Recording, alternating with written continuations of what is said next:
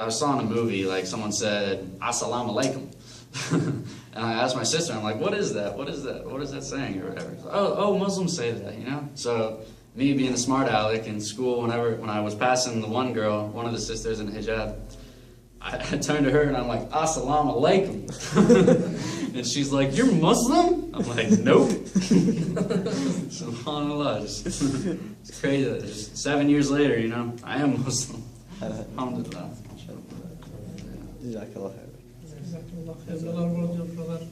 Allah give you the back, inshallah, Steve. Any questions? Tariq.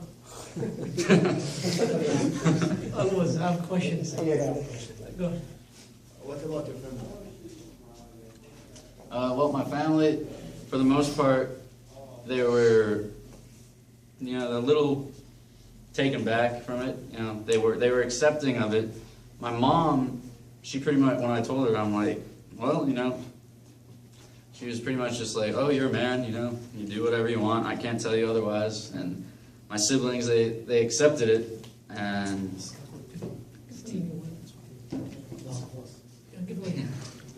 fine.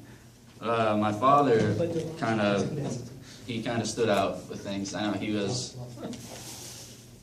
mad, is putting it lightly, when he found out that I was Muslim.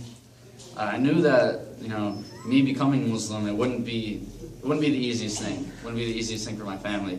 But I know that, subhanAllah, I didn't do this because I thought that this would be the easiest way. It would have been a lot easier for me to be a Mormon in America. It would have been a lot easier for me to just keep on going, doing whatever. But I didn't want to just take the easy way. I wanted to take the right way. I wanted to do things the right way. And I know my dad, he's a military background, so I knew he was going to have some adversity to it. But whatever adversity that he could throw at me, subhanAllah, he's not going to stop me from being Muslim.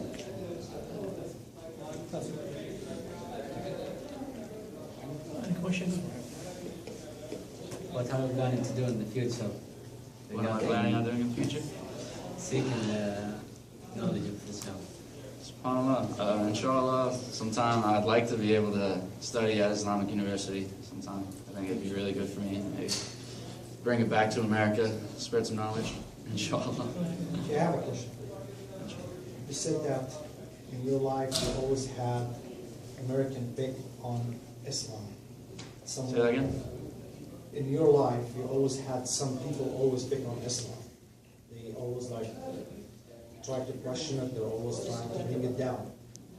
Why do you think they always pick on Islam, not other religions? Because America has many religions, many beliefs. Why there always some sensitivity toward Islam? Why do they always try to put Islam aside and the rest of the religion on one side? Why Islam is so important to Americans that they're always trying to put it down?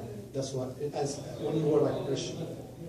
That's a really good question. I don't know if I have a certain answer about it, but the brothers were pretty much asking, like, why does it always seem that Islam is the one that's being picked on all the time? Exactly.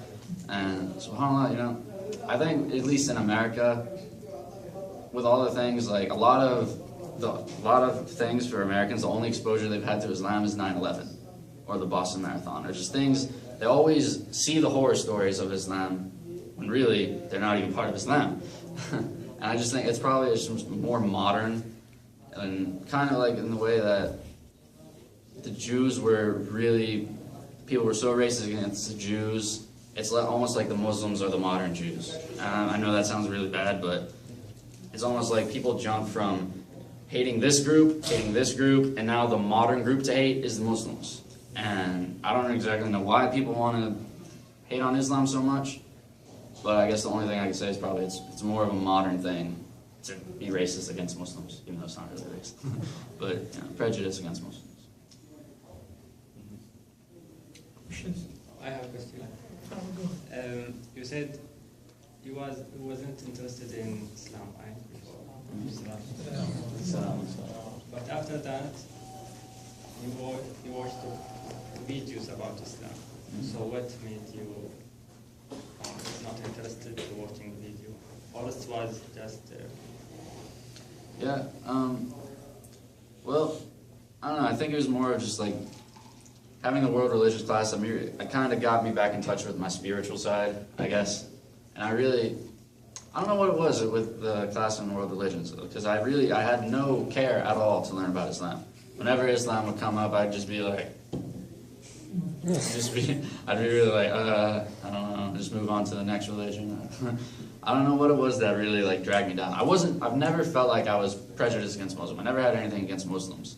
I mean, it was obvious to me that people do things in the name of religion when they're going against religion. That's obvious in history. It's happened so many times, even before Islam.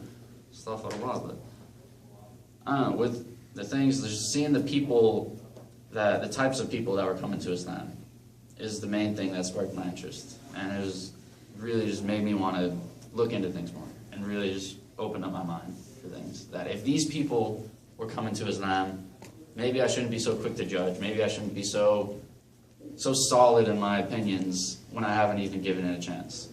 So, and that's, subhanAllah, started reading the Quran and started looking into things more. Did you ever ask why these people converted to Islam? Say that again? Did you ever ask why these people converted to Islam? I didn't personally, You but never did?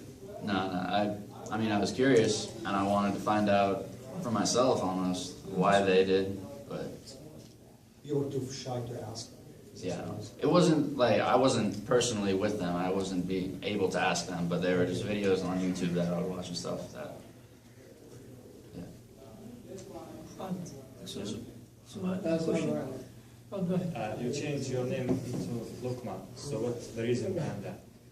Oh yeah, I mean, people still call me Logan all the time, but a lot of people call me Luqman. I guess I didn't ever want to change my name. It's not necessary with Islam. You know, people think, oh, once you become Muslim, you gotta be Muhammad Abdullah. Blah, blah, blah. But no, subhanAllah, I was thinking, I was like, is there any L word in Arabic that is close to Logan? And after all, like, I mean, for like 2 months, I was still call me Logan. You know, it's Logan. You know, and even now, like, if people want to call me Luqman or want to call me Logan, either way, it doesn't matter. I mean, my name's Logan. You can call me Luqman. But I guess the main thing is, like, when I was learning more about the stories of Luqman, alayhi salam, it's just things that really stuck with me. And really, the thing that just jumped out is how close it is to Logan.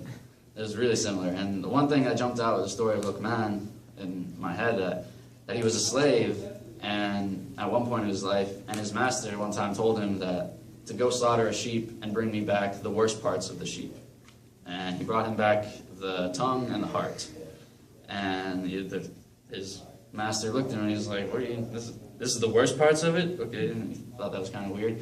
And a few days later, he told him to go slaughter another sheep, but this time bringing back the best parts. And the best parts of the sheep that he brought back were the heart and the tongue. And the guy, he's like, "What are you talking about? How could this be the worst and the best at the same time?" And subhanAllah, that is just saying that if the owner of these parts is pure and righteous, then they will be the best parts. But if the owner of these parts is wicked and sinful, then these parts will be the worst. And subhanAllah, that was just something that'll stick with me forever. Alhamdulillah. But there's just things with the story of Luqman that I was like, okay, I wouldn't be mind being called Luqman. When you converted to Islam, did how your family was treating you, how your friends was treating you, did it change? No, not really. I mean, subhanAllah, nothing, even though they might have had some opinions that they never really brought up. I've had really, really deep conversations with my friends that are non-Muslims, and they really haven't been treated differently because of it, you know, subhanAllah, thank you, alhamdulillah. But, you know, at first, like with my dad, he was more than a little agitated, but it's gotten to the point that my dad accepts it. He knows that this isn't just going to be a fad, this isn't just going to be something I do for a few years and then leave. This is a part of my life, alhamdulillah. And yeah, there was no different treatment in my family. Sorry. Luqman, mashallah, after you convert to Islam, what's your message for people who are Muslim but away from Islam, like when they come here, for example? I guess I'd have to say, for all the people that are born Muslim, some people, you take advantage of it so much that I'm not trying to hate on any people that are born Muslim, but you were given the gift when you didn't even ask for it. You're born into truth when you didn't even want it. You didn't even have to ask for it and you were given it. And subhanAllah, there's so many people that they just don't, they're Muslim, they're just Muslim by name. And they don't do anything that actually stands for Islam. They don't practice Islam. And really, they're not really Muslim, but they call themselves Muslim. And with all these things that are happening in the world, all this chaotic things with Syria, with Egypt, and all these horrible things with the Muslim Ummah, it's all because we've turned away from God. And subhanAllah, if we would turn back to Allah and ask Allah for help, that's when things would be the best for us. And with me, just in my personal experiences, I wasn't depressed or sad or anything when I wasn't a practicing Christian, and in between when I was Christian and Muslim. But my heart was far from Allah, and there's definitely something missing. And when you come back to God and when you come back to guidance, it's really you never want to go back to when you were different. And it's really something that people that are born Muslim should take advantage of, the fact that you were born into this and never had to ask for it. SubhanAllah. What do you think that non-Muslim, or what point in Islam will make non-Muslim get interested in Islam? Like where you said that you got interested or shocked when Jesus alayhi salam, we believe in him as a prophet. Mm-hmm. So what do you think, or what do you believe that the important point would make a non-Muslim interested? Because of course we are Muslims, we must give da'wah, and it'll be advantage for us to know about it.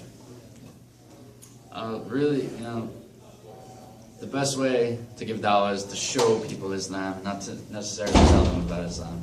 And that's the thing too with my friend that I met that was Muslim. It really, even without everything that we talked about, just seeing his characteristics, seeing his manners, and the way that he walked, and the way that he just went about his life, it was just subhanAllah. That's why it's important to show people Islam, and for non-Muslims, one Muslim represents the entire ummah. And if they see one Muslim doing one thing bad, or one Muslim, they're like, oh, that's Muslim, but that's all Muslims. And we really need to get to the point where we show people what Islam's about, not necessarily tell them. But when we get to the point where we can tell them, we talk to them about things that they wouldn't really necessarily know. People, you'd be so surprised at how little we know about Islam in America. And especially with me, that was just one thing that, I found out how little I know, I wanted to know more. And once I knew more, it just kept wanting to add on.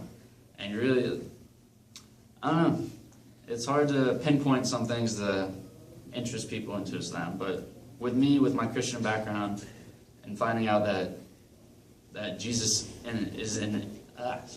that we believe in Jesus in Islam, and you cannot be Muslim without believing in Jesus.